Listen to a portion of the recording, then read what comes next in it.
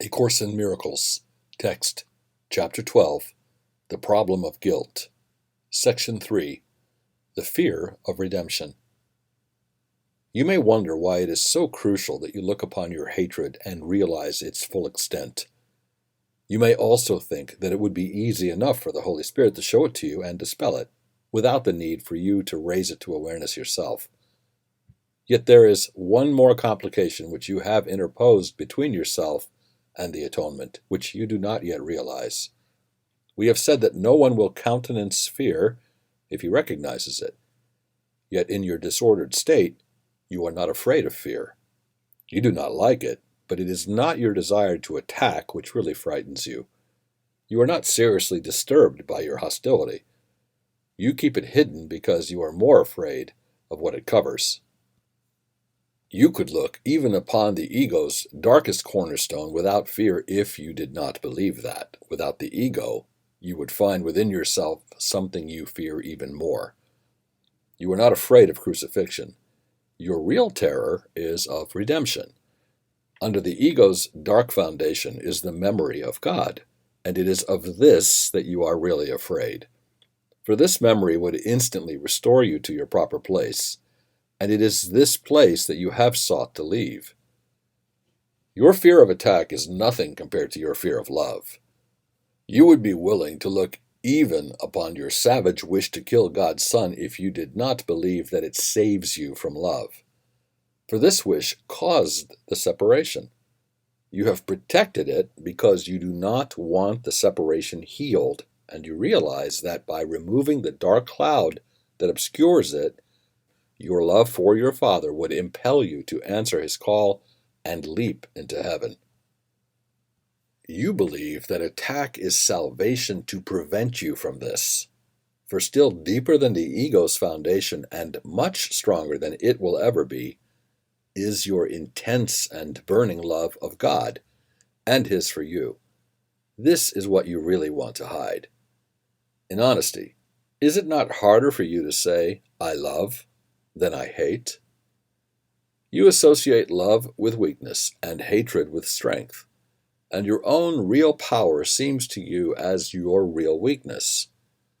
For you could not control your joyous response to the call of love if you heard it, and the whole world you think you control would vanish.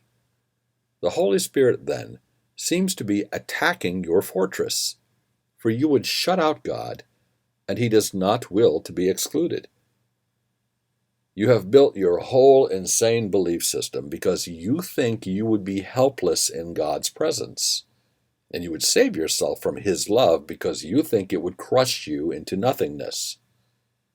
You are afraid it would sweep you away from yourself and make you little, for you believe that magnitude lies in defiance and that attack is grandeur.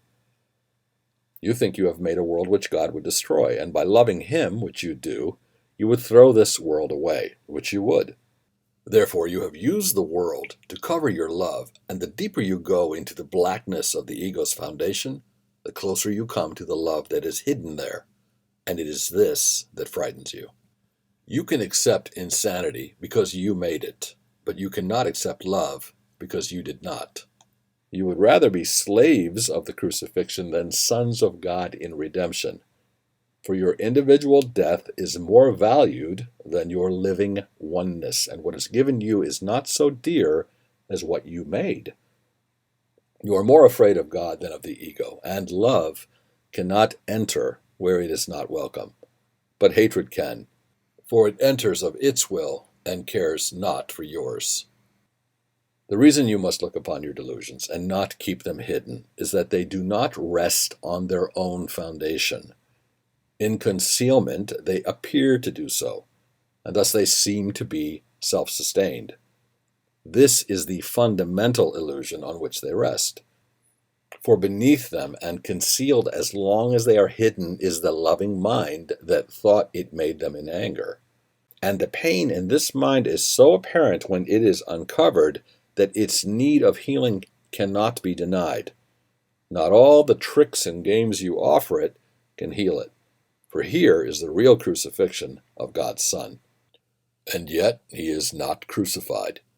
Here is both his pain and his healing, for the Holy Spirit's vision is merciful, and his remedy is quick. Do not hide suffering from his sight, but bring it gladly to him. Lay before his eternal sanity all your hurt, and let him heal you. Do not leave any spot of pain hidden from his light, and search your minds carefully for any thoughts which you may fear to uncover.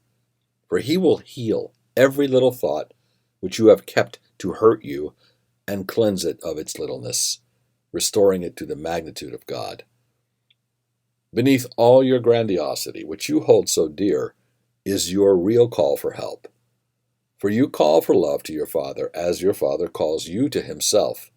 In that place which you have hidden, you will only to unite with the Father in loving remembrance of him.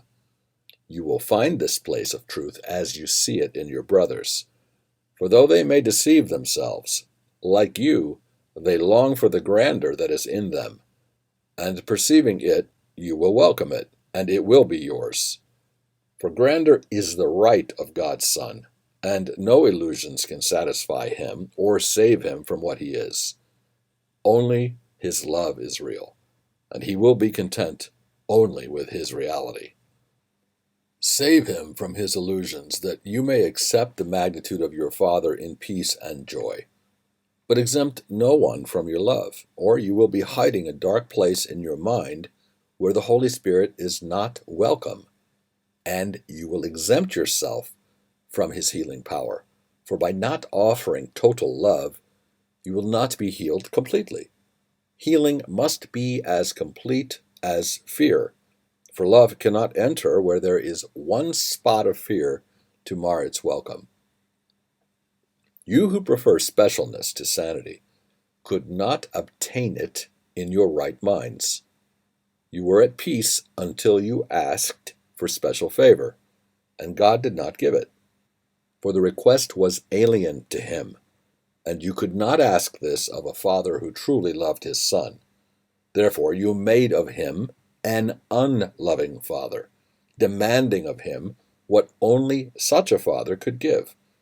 And the peace of God's Son was shattered, for he no longer understood his Father. He feared what he had made, but still more did he fear his real Father, having attacked his own glorious equality with him. In peace he needed nothing, and asked for nothing. In war he demanded everything, and found nothing. For how could the gentleness of love respond to his demands except by departing in peace and returning to the Father? If the Son did not wish to remain in peace, he could not remain at all. For a darkened mind cannot live in the light, and it must seek a place of darkness where it can believe it is where it is not. God did not allow this to happen, yet you demanded that it happen, and therefore believed that it was so. To single out is to make alone, and thus make lonely. God did not do this to you. Could he set you apart, knowing that your peace lies in his oneness? He denied you only your request for pain, for suffering is not of his creation. Having given you creation, he could not take it from you. He could but answer your insane request with a sane answer, which would abide with you in your insanity. And this he did. No one who hears his answer but will give up insanity. For his answer is the reference point beyond illusions, from which you can look back on them and see them as insane. But seek this place, and you will find it, for love is in you and will lead you there.